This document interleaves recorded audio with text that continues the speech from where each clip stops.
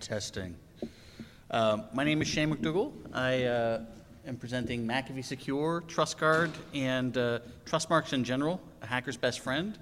My partner, Jay James, couldn't make it. He's got conflicts with family issues and stuff, so whenever you see the phrase we, just assume it's the royal we. You know, we. I'm not a, multiple personality type guy. And if I do a lot of ums, just yell at me whenever I say because that's a bad habit, and I hate it when speakers do it, so don't let me do it. So about us, well, again, the royal us. Jay, my partner, he's been in InfoSec for about 20 years. Myself, I've been in InfoSec for actually 23 years when I think about it, and that makes me want to weep when I think about it. I'm a two-time winner of the DEF CON Social Engineering Capture the Flag, and both of us work for a company called Tactical Intelligence, which is based out of Canada. Since we're disclosing potentially vulnerable sites, we ask that you please keep the information to yourselves. Don't, write down when I start showing you some of the vulnerable sites. Don't write those sites down. Hey, Steve, how you doing? No, I don't care. I mean, by the time, we'll release it by then. I mean, these are snapshots in time, right? So the snapshots in time, and I want to actually give a special thanks to Lowell Katz and to Just Falter for helping me with my regex when I was under a Vicodin-induced stupor the other night. Legally obtained Vicodin. So yeah, when we're logging the dumps, please don't take notes. So let's get started. Let me tell you a really quick fairy tale. So back at about the 1600s, there once was a king who lived in a big, secure castle. I mean, he kind of ran everything. He was the king of everything. And his castle was attacked regularly by the masses of unwashed hordes. But luckily, they never got in because he had strong defenses and guards, and they had their act together, and they were really always at their highest level of readiness. Well, usually. I mean, yeah. So one day, a traveling salesman came along to the king and said, "You know what? I want to pitch you a fantastic idea. You're going to love this idea. Here's what I'm going to do. I'm going to have my team of security cats come by, and we're going to go through your entire litter box and your whole castle from top to bottom. And we're going to look for vulnerabilities. And if we find no vulnerabilities, what we're going to do is we're going to raise a big red flag over your castle. And that's going to tell everybody that there's no point in even attacking your castle because we are secure, right? However, if we find any vulnerabilities, what we're going to do is we're going to take down that flag, right? So the king thought about that for a few minutes. And he said, are you out of your mind? I mean, come on. What kind of moron knucklehead would ever try and sell a service like, that's the most ridiculous thing I've ever heard. I mean, you would have to be out of your mind to try and sell a service like, all right, well, actually, there are firms that are out there trying to sell this. It's called McAfee Secure. There's also a company called TrustGuard. There's another company called Security Metrics. And there's a few others like that. So what are trust marks? Well, trust marks are essentially just what I said. ScanAlert was the first company to market trust marks on a wide scale. Anybody remember ScanAlert? I mean, there were a few of us, okay. And, they had the HackerSafe logo on your website. And basically what would happen is they scan your website, and if your website was secure, you could put the ScanAlert logo on your site.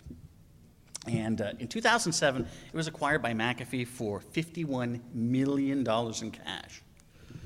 Yeah. I was thinking this might want to be this might be their next purchase, the Brooklyn Bridge, because it has about the same value. It actually has more value. So trust marks essentially scan a client site daily, weekly in some cases, for common vulnerabilities with proprietary scan engines, they say, but unnecessary is really what it is. And if you pass, what happens is McAfee Secure Seal is up on your website or your security verify or your TrustGuard seal or whichever vendor. And there's a few about a dozen of these vendors that are out there, and they put these symbols on the website. Now, if they scan your website and you fail, what happens? Well, it depends based on the client. So if you're using McAfee Secure, you have 72 hours to fix the bug. And if you don't fix the bug within 72 hours, what happens is the symbol on the left, right, your daily scan signal, is replaced by a one-by-one GIF, a one-by-one transparent GIF on the right.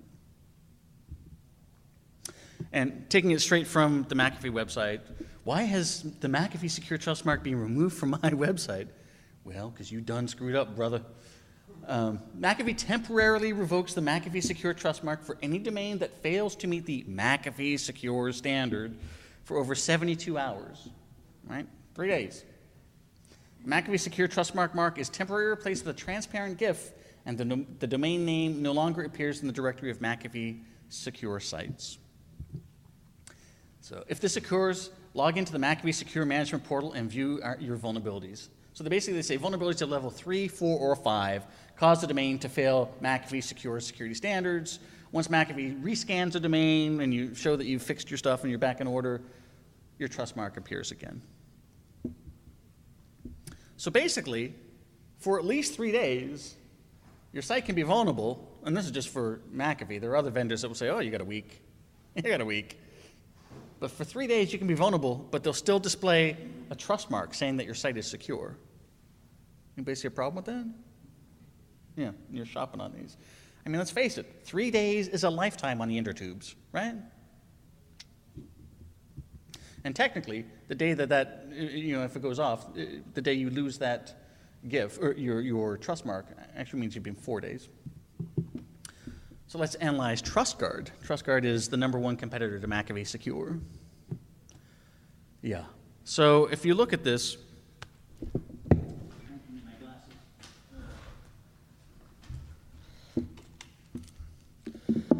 anybody see something kind of funny on that one? So they do a one-by-one comparison. But this is my favorite one over here. Bonus security verified failover seal. Yeah. Not impressed cat is not impressed. What the hell is a bonus security verified failover seal? I mean, well, if this seal's no good, we'll give you another seal. Okay. Seals. Basically, these guys at TrustGuard have several different types of seals. They've got a security scanned seal, which is the McAfee equivalent, a security verified seal, which basically says they checked your address, your email, and a phone number. Yeah, those are really hard to spoof. Then they have a third seal that's called a privacy verified seal, which basically says you have a privacy policy and we've analyzed how you share your customer data. And then they have a certified seal, which basically says all three of the above, plus we were able to reach a manager on the phone. Really high barriers to entry. So we have trademarks or trust marks coming out the wazoo, right? Too many seals diluting the brand, and it's extremely misleading. Which do you think has a higher level of security if you're just Joe consumer? Security scanned or security verified? Yes. Verified, right? No. Scanned is their big one. So the trust marks are essentially acting as flags to indicate to attackers when a site is vulnerable, right? Now, one quick caveat.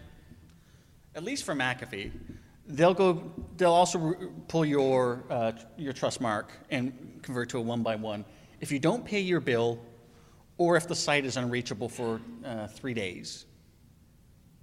So there is a chance that your target's not vulnerable, just broke or busted. However, when we were running our tests, we had a McAfee trust mark that was active for 10 days after the site was down. So I think it might be slightly busted. So how do we enumerate these clients? It's actually quite simple. McAfee actually makes it very easy to enumerate because they list them online. Yeah. Basically, they have a website that you can traverse and it has every single client that's using McAfee TrustGuard. Or not every single one. Those that have chosen to be included in the directory, which is free, so that's most of them. The rest of them you can grab off of Google. Come back. So the rest you can grab from Google or Bing or whatever search engines just for the image URL, which is very easy to grab because all the images basically have the exact same format, which is images.scanler.com/meter/the domain /imagenum.gif, right? So, and they also have them in a secondary one, which is meter survey. So you can grab them from either one of those directories. So here's a quick sample of images of the trust marks that they use, right? They all have different numbers. Not all of them are utilized. Up to 76, though, should give you different formats. And it's also for different formatting for different website colors and stuff like that. You can actually put in any single number, though, and you will pick up a trust mark. So if you put in 1123123123123123124, you'll actually get a trust mark.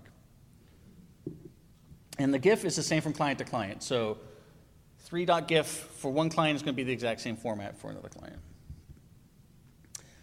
And when we were enumerating them, we actually found this one, which was kind of interesting. They launched something called TrustE, an anti-spam effort that they launched in 2005. Doesn't seem to have ever gained any real traction from the very little recon we did, but the logo is still active on the site, so we're assuming it's still used, but we haven't really encountered it anywhere. TrustGuard's a little bit different. So not quite as high-profile clients as McAfee. McAfee at least has some really impactful clients.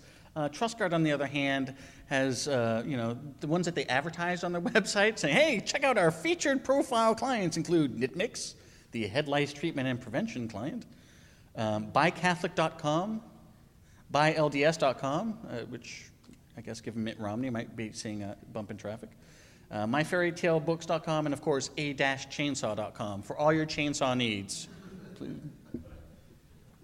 Yeah, so slightly different level of clientele. Enumerating them is a bit harder, though. They're smart, or smarter, and they use graphics-based solutions.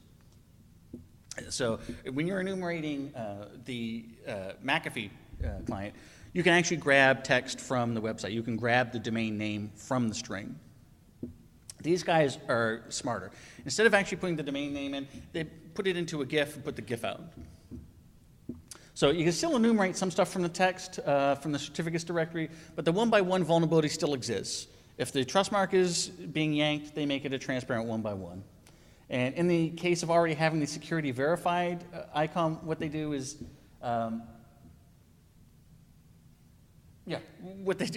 actually give you this backup failed verified one. You basically can also just check to see when the icon changes from one type to another type. I mean, that tells you they've gone to their backups verified failover cert or whatever the heck it's called.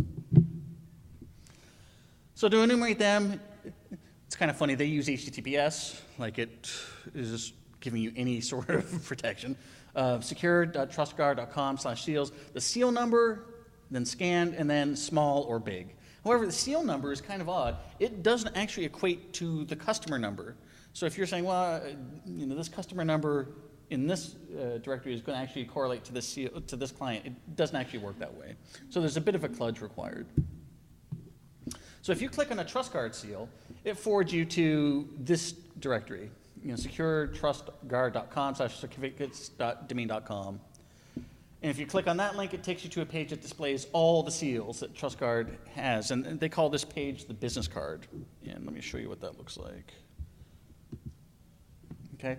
This is basically, if you click on a seal, it will take you to this page. And this is TrustGuard seal, or page. Yeah. Yeah. Well, let me tell you, when I called these guys, I swear to God, it was like a guy in his mom's house. All right, so it's like she answers the phone. Hi, it's TrustGuard. I got some questions about how your system works. He said, oh, yes, of course, I can answer any question you have. And, 2 questions in, she's like, yeah, I can't answer that question. So I'm going to have to transfer you to our technical support. Please hold. And I hear like the phone being kind of rumbled around, like the hand being held over there and muttering in the background. And the guy, hello.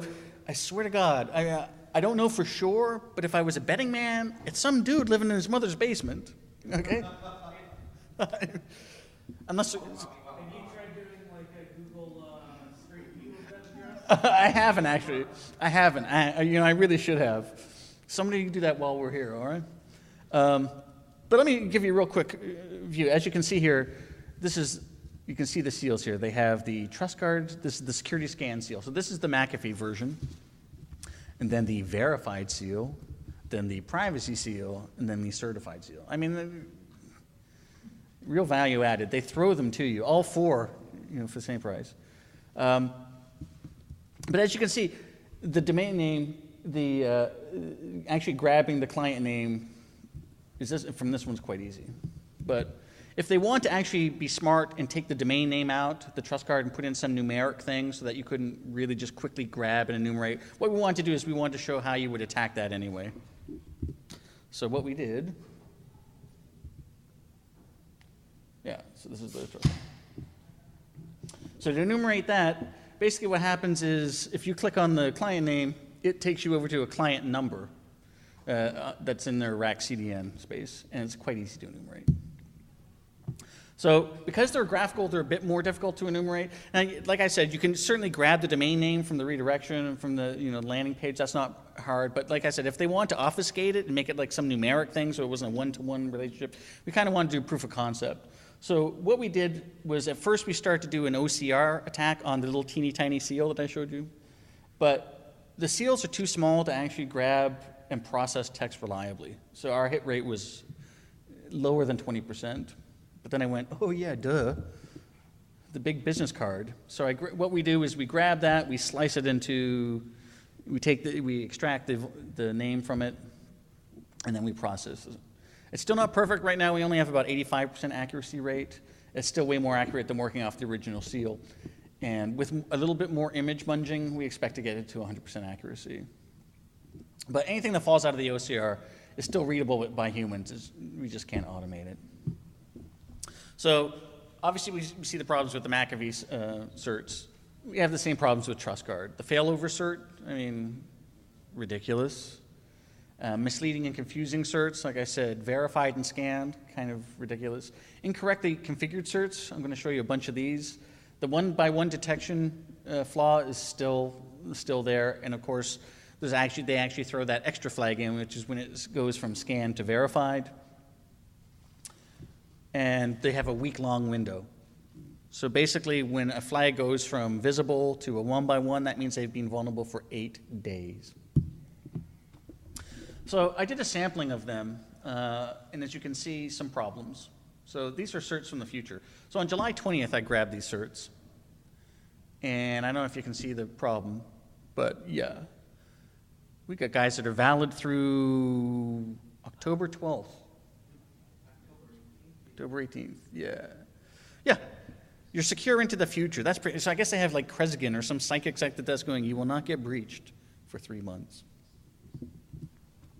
Then you can use it, obviously, because you can see things that are on the radar. So on the 20th, we see that this one was active 2 days ago. So there's still that window of opportunity. We can also see that some are about to expire in 2 days. But these are the best. Verified, active, and they're a year old. Yeah. So as you can see, yeah. July 20th, 2012, we grab it, and this guy was active, and they're still active. The certs are marked as active or inactive, and they're also, all these are active. So basically from August 19th, a year before. So don't rely on the trust guards, obviously. And then recently expired ones as well. So these tell you, well, I should really probably scan these guys because they just went inactive as of last week. I'm not going to say that this was weird that the TrustGuard guys ripped off McAfee because it could just be a code problem, but oh gosh. So MrBeer.com is one of their clients, and when you go through their code, I don't know if you can see this, view scan alert code. So, like I say, that could just be legacy code that for whatever reason wasn't there, but just kind of odd.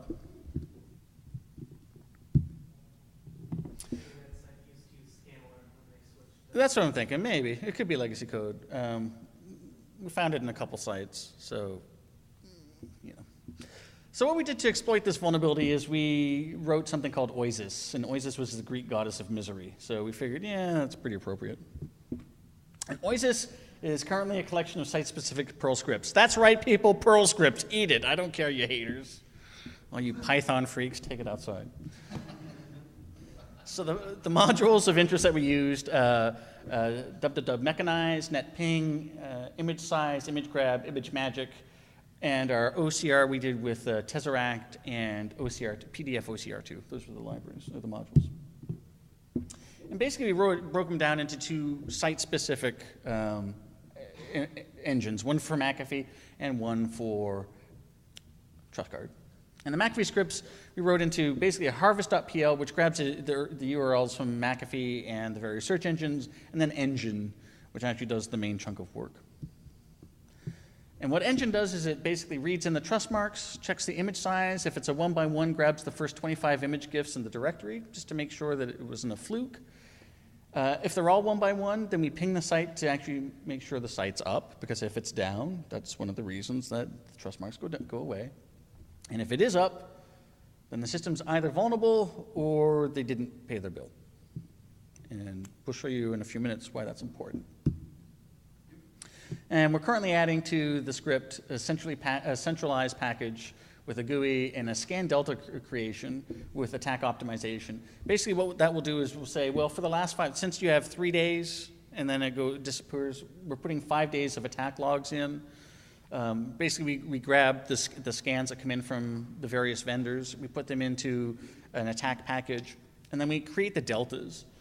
Because obviously, if your scan went away, if your trust mark went away, that means you went vulnerable 4 days ago.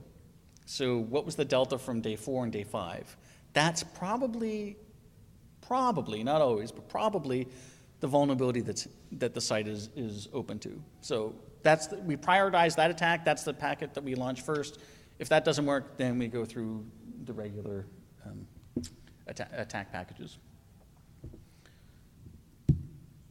The trustguard scripts, we use Harvester, which is the same thing, Google Grab. They do the same thing. They grab trustguard sites. Because trustguard is just such a mess the way they've laid it out, we run it weekly. And it takes several hours to go. Then we run check them, which basically looks for 1x1s, which are the vulnerable sites, logs them, and then we take those 1x1s, we extract the domain name slice from the corresponding business card, and we perform the OCR. And same thing, we look for the 1x1s. We're adding a certificates folder. We actually added that, so this is done. We're adding the flag from switch from scan to verify, doing some code optimization, and again, putting it into a GUI. So here's the demo. Please let this work. So I don't have internet access, so I ran these from the hotel a little while before. Let me do the McAfee one first, because this one makes me giggle my fool ass off. I didn't even notice this until I was in the airport on my way here, and I was sitting in the lobby going through the logs, and this just kind of jumped at me. I went, no freaking way. And actually, yes way. So when we run the log, so let me just give you an example. We'll say more 272, or let's do 271. When you run it, it chunks all the stuff into a vulnerable site, right? Tickety, tickety, tickety, tickety, tickety, right? Quite a few vulnerable sites, or potentially bankrupt, or experiencing financial problems. But here was the interesting one I found when I was in Chicago on my layover. I can't believe I didn't notice this before, but anyone see an interesting client there towards the bottom of the page? Starts with an M. McAfee. McAfee.com basically outed their site as being vulnerable. So yeah, McAfee's the McAfee Secure's logo was missing from their site, and it got picked up by the logs, although I didn't even notice it until after. So they flagged their own site as being vulnerable to attack. So that means they had a vulnerability on their site for at least 4 days. Well, it was 4 days because prior they didn't appear and they're not there after. So for 4 days they had a vulnerability that couldn't get fixed, which is kind of heartening to me because that makes me realize they go through the same pain that the rest of us do, which is we got to patch the site. And then other management in the company is going, yeah, but is it really a priority or whatever? But yeah, McAfee outed themselves as being vulnerable, so that's kind of fun. So let's go to the trustguard one. Oops.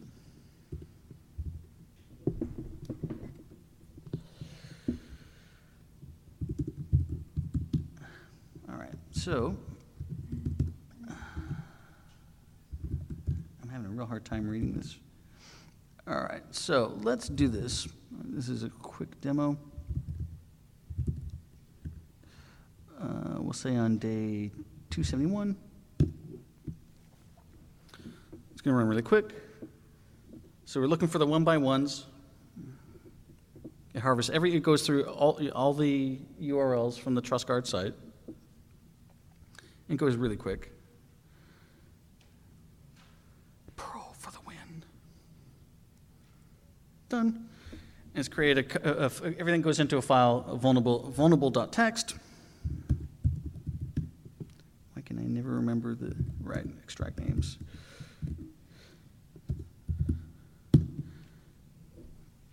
And now what it's doing is it's going through, grabbing them all, and it's slicing out and doing the OCR, and then putting them into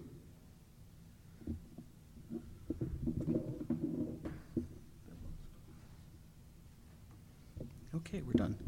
So it's completed running. Besides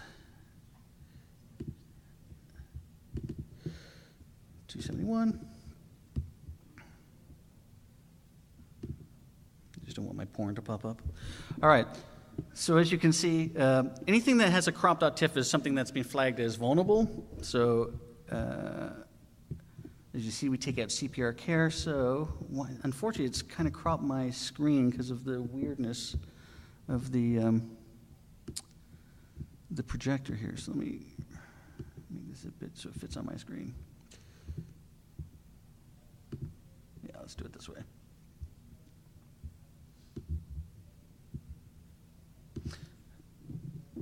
So it creates basically file names that have all the vulnerable sites in them. So cprcare.com, specialdayinvitations.co.com, executive gift shop, get800today.com. So that's basically the program. So instead of enumerating all these sites, you basically just go to the 2 vendor sites, you run the scan, and you essentially scan 10,000 sites, well, more than that. For this demo, we only do 10,000 sites for vulnerabilities, and they drop out basically in 5 minutes. Why is it not coming back? Oop. So I'm not going to level the accusation formally yet, though, but there are indications of both vendors of potential client list fudgery, shall we say, people that they're listing as being clients that actually aren't clients. Not saying, just saying. Responsible disclosure. We were going to talk to McAfee and trustguard and others to basically tell them about this vulnerability and to say, this is kind of messed up. But we didn't. We were saying, if we struggle with this, what exactly are we going to tell them? It's not a vendor-specific issue. It's a design issue. The actual concept is flawed. You're raising a flag to tell people when a site is vulnerable and not vulnerable.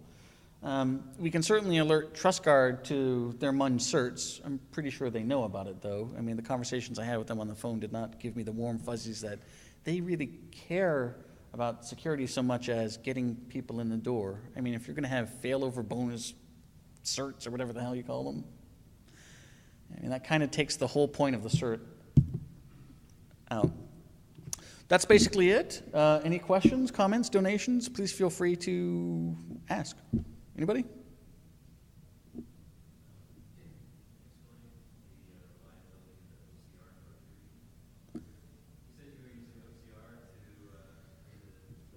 Yeah. Yeah, we're using Tesseract, and the problem seems to be, and I'm not exactly sure why. Well, I'll give you a couple of examples here. We can go through them in real time. So these ones are fine, right? CPR Care, Specialty Invitations, ExecutiveGiftShop.com. Let's go to one here.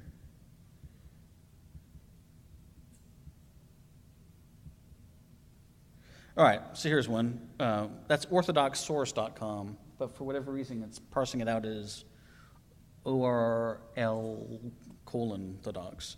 Let me see another one. Here's another one. Virtual online store is VirlUonStar. I think it's because they actually have a little background in it. I was playing with GIMP a bit to kind of extract a bit more of the text and to do.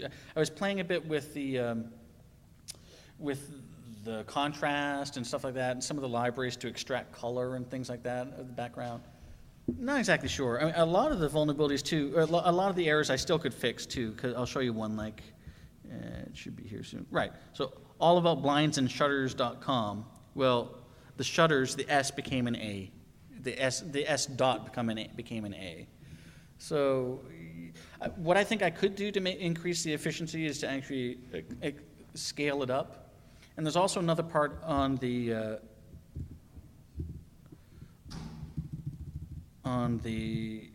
business card that I think we can use.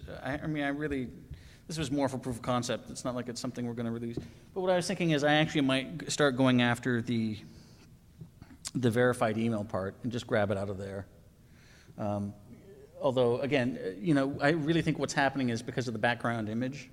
That's what's kind of munging it up a bit. It's not really super critical. I mean, it's still readable by human eyes when you break it up and you look at it. I mean, it's you dump it out, you can see it pretty plainly. Nothing big. Anybody else? This? So the purpose of this would primarily be looking for places to try stuff. I'm thinking, I don't really know, I don't see it as a commercial thing. If you're looking for your client, to monitor on your client. Yeah, it's a hacker tool. It's not it's a hacker tool. It's the ultimate hacker tool. They do the scanning for you. You don't even have to enumerate them. You never even touch the site until they're flagged as vulnerable. And then you just run the delta of 4 days back, because that's probably the vulnerability that knocked them off out of compliance. Have you had any reports that the systems have been hacked as a result of these things? Let me put it this way. I can confirm that there are absolutely sites that go vulnerable from this method. I'm not going to go into details as to how we know that, but yeah, we know for a fact that vulnerable sites have been flagged, and I don't know if they've been attacked by others, but through reconnaissance, shall we say? Yeah, no, they flag. I mean, the majority of these guys that trigger out, and you can see too in the historical logs, someone will be they won't be in the logs, they're in the logs for a few days, and then they're out of the logs again. So, like McAfee, perfect example. They were only in there for 1 day. I think that's probably the day it hit the fan when they went in. Somebody went onto the website and went, you know what, guys? Our trust mark isn't on our website that we're selling the trust mark on. Yeah, that was probably a very embarrassing day around the headquarters, I'm guessing. Somebody else had a question? Yeah. Have you looked at all into the time to remediate? If not, is that part of any future research you might do? Time to remediate is up to for Trustmark it's 7 days, and for McAfee it's 3 days, 72 hours. So I'm asking from the standpoint of measuring how quickly after the site. Oh, how long did they take? I hadn't, and I should actually do a statistical analysis of that. I'd be curious. That's a good thing to check, yeah. Usually they do get fixed. We see them range from everywhere from like a week to, days. For the most part, though, you can tell when someone just basically stopped paying the bill because they're there forever. When you're there for 2 months, yeah. What I do suspect, though, happens in some of these, though, is that the vulnerability they have is something that they're like, well, it doesn't really impact us. So we're just going to it's not a priority for us to fix. I'm guessing is what happens. What happens sometimes the NASA scanner is false positive on things that seem vulnerable but aren't. And that could very well be it too. You're getting flagged by something that you can't fix because it doesn't exist.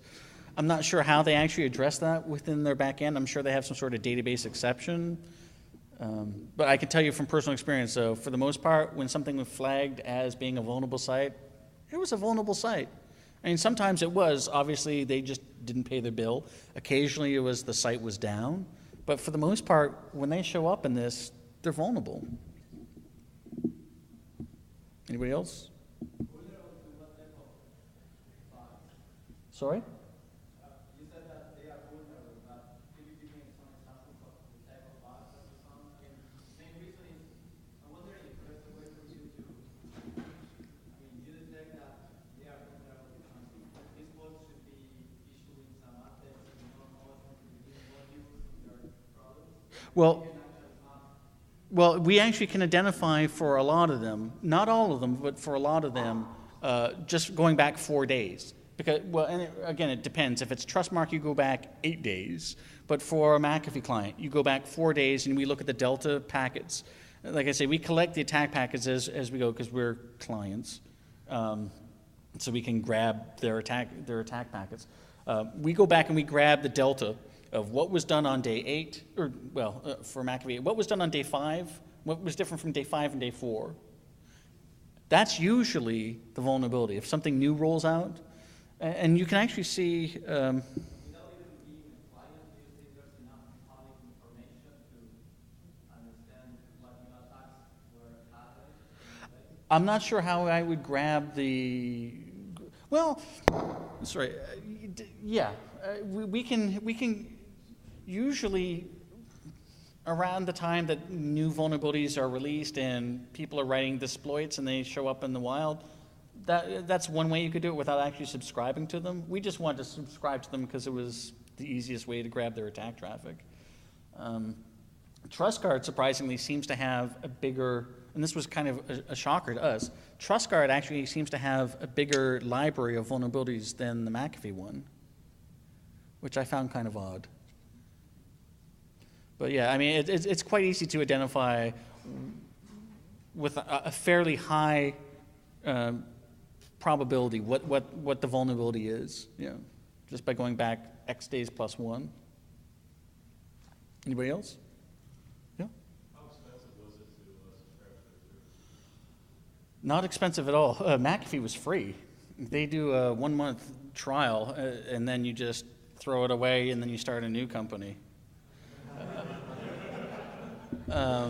TrustGuard, on the other hand, they want cash up front on the head.